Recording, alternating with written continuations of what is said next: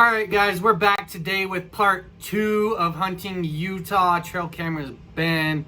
Just going over some of the comments and things we're seeing on the internet, different ideas people are throwing out. Just kind of seeing what's going on. It's kind of a mess, honestly. It doesn't seem like the state of Utah is too happy, but let's dive right in. Okay, so this one says, as you can see, with the new trail cam ban, they need to do a bounty program. If you see a trail cam, you take it to the DNR and get a payment of, say, $10 per camera with GPS coordinates. Then the DNR posts where the camera was found, then the owner can come claim it, pay a fine, and get it back. This can be an extremely lucrative hobby. Okay, that's kind of funny. And the sad thing is people probably are going to do this, but in their law, as I mentioned, it doesn't say anything about, can I put a camera out just to take pictures? Let's say I'm not even hunting, let's just say Central Utah. There's a unit, Central Utah, called Wasatch Mountains. Let's say I'm not even hunting the Wasatch unit.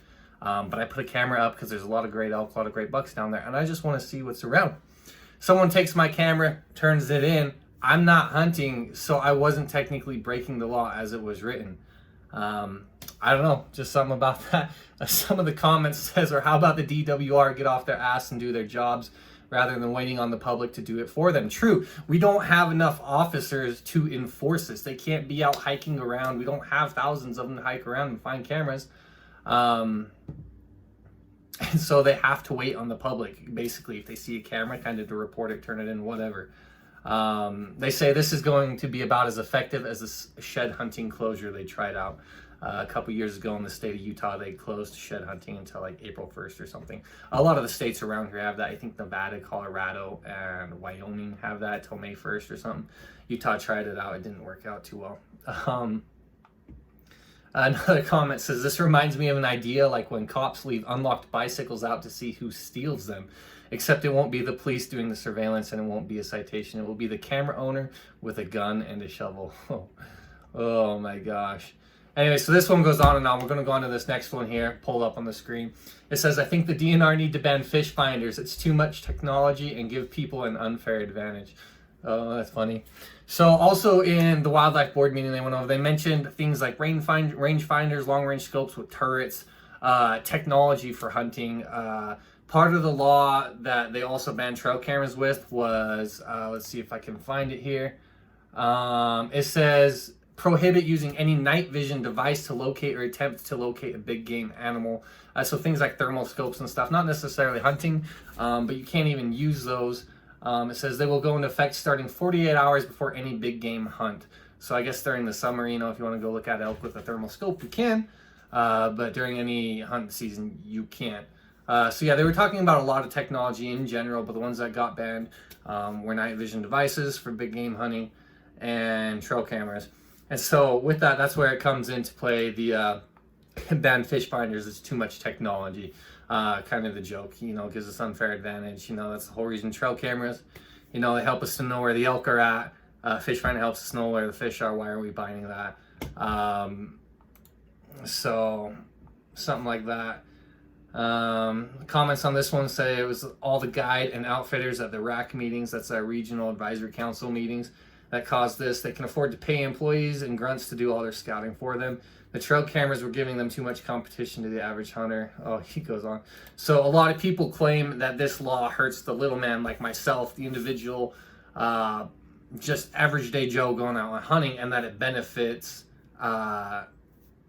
outfitters, guides, people who have manpower. People in Utah talk a lot about mossback. They got a lot of manpower, a lot of guys they can send out on the mountain to watch the animals. So they're still going to know where the animals are, but they're complaining because it's like guys like us who work Monday to Friday and we can't drive 3 hours every weekend to go look for animals.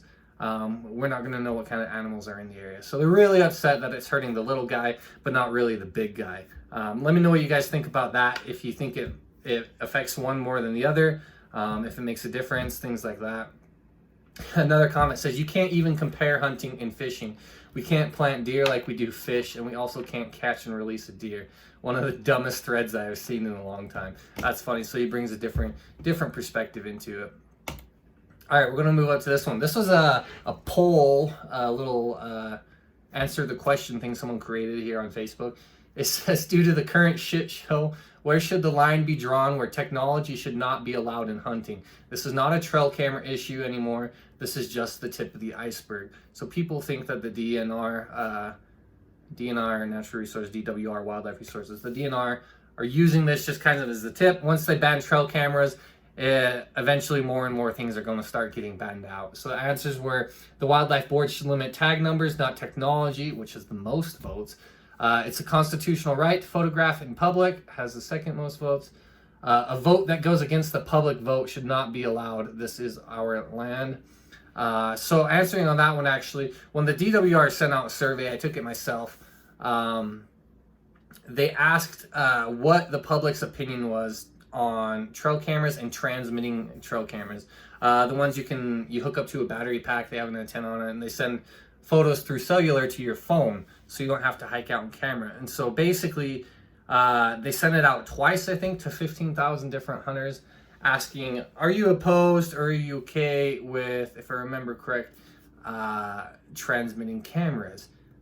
And so a lot of people no, a lot of people did agree on that no, transmitting cameras shouldn't be allowed, but regular cameras you have to hike in every week, check your SD cards are okay. But then when the law came out, they just banned all cameras. So that's where that one comes from.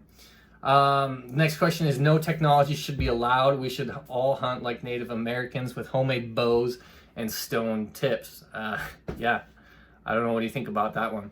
And then the last one is entertaining seeing the arguing on this group. Pass the popcorn, please. And it is quite hilarious. If you can go find different hunting threads right now, they are hilarious to watch. Oh man, and there's a bunch more questions on that, but that's all we're going to go through on that one. Some of the comments on this one says they've always limited technology with hunting. They'll continue to do so. Weapon specific seasons limit technology. Caliber restrictions limit technology. There truly are reasonable limits most agree on. There are others that will cause very spirited debate and controversy, such as trail cameras. The two pieces of technology that shift the odds of success to a hunter greater than all the others are magnified optics on weapons and laser rangefinders. And I actually agree with that. If you take away scopes, I don't know anybody that could shoot over maybe 200 yards open sights. If you can, by all means, please share the story, because that's freaking amazing. And then rangefinders, so you know how far you're shooting and how to adjust your scope. I would agree that those are the two biggest pieces of technology that have increased success odds. So he goes on to say, do I think they should be restricted? Maybe. Lots of guys would be happy to see muzzleloader season return to open sights. I would. You can have any scope on your muzzleloader now. For a while, it was a 1x scope only, which I did use to kill an elk. I did. I'm not going to lie. I've taken advantage of a lot of these things, but I actually would like to see muzzleloader season as well go back to open sights. Would it affect how I currently hunt if scopes or rangefinders were restricted? 100%. That's what this guy says. Would I be okay with it? Maybe if it guaranteed I had a tag every year that was good statewide. So a lot of people in the state of Utah know how hard it is to hunt Utah. The general elk hunts here are not great. The success rates are terrible. In other states, general hunts are probably not the greatest either. Personally, I know general hunts in Colorado, we have phenomenal success, and that's not even trying very hard.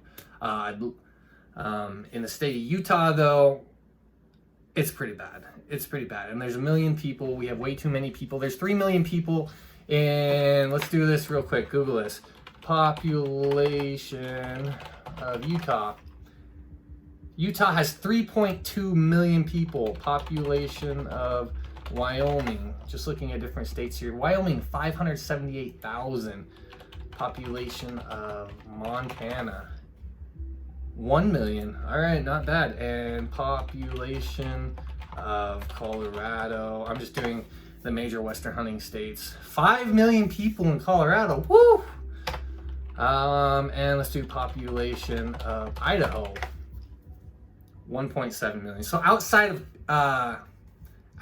of mine go blank, Colorado, all the other states around here have a lot less people than Utah.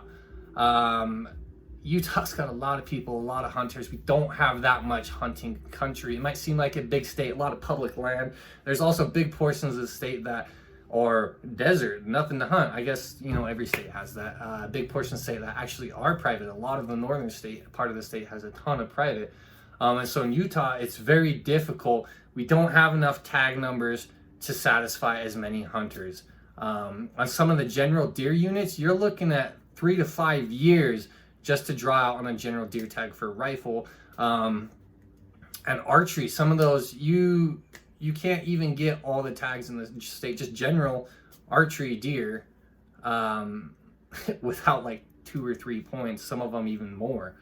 And so that brings it back to us on the everyday hunter. We were born on doing this, like myself. This is our passion. We love wildlife. We love being out there.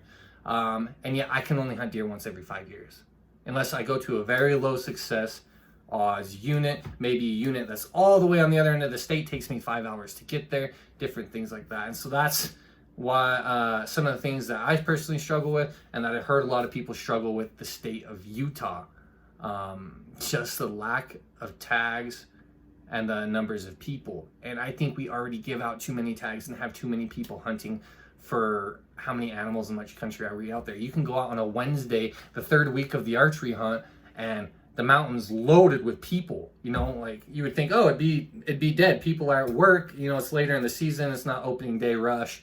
No, there's tons of people. Opening day of deer season is a joke. Every 200 yards, you got an orange coat. Excuse me. So what this guy, sorry, I went off on a tangent there. What this guy was talking about, would he be okay having more restrictions if it meant he had a good tag every year? I think what he's saying is this will lose hunters. As they start restricting more and more technology, people will stop hunting. I think a lot of the younger generation, particularly, at least from what I've seen, they're really into their technology, their long-range scopes, their range finders, you know, trail cameras, things like this. That's really big, especially in the younger generation, all the way up to, you know, people in their 50s, I guess, too. And so I think it might start limiting people that they ban technology. People can't use a scope anymore on their muzzleloader. They're not going to put in for the muzzleloader hunt. So where are they going to go? They're going to go back to the rifle hunt. If you can't use trail cameras, people stop archery hunting because now they don't know what's in there. They're going to switch to a rifle hunt where, you know, they have better odds of potentially finding one. You can reach out and poke something more. And so just different things like that. I think that's kind of what he's talking to. He'll take the regulations if it means there's less hunters, he can get a bigger tag. And that's understandable. So those are just some of the things I wanted to go over today. I want to hear your thoughts, your opinions. Please drop them down in the comments below. I would love to have a discussion. I'll respond as quickly as I can. I'm down to even do like a Zoom call with people to get their opinions on this, you know, whatever. But yeah, go ahead and like, comment, and subscribe, but especially comments on this. I want this to be a discussion. Let me know what you think. Let me know any laws you have in your states. I know Montana just, I believe, if I remember right, passed some guiding and outfitter laws this last year, or it was on the table. Just different things. So let me know if there's any states that you're in and any laws you have that you have a lot of controversy kind of like this. And thanks for tuning in, guys. We'll catch you next time.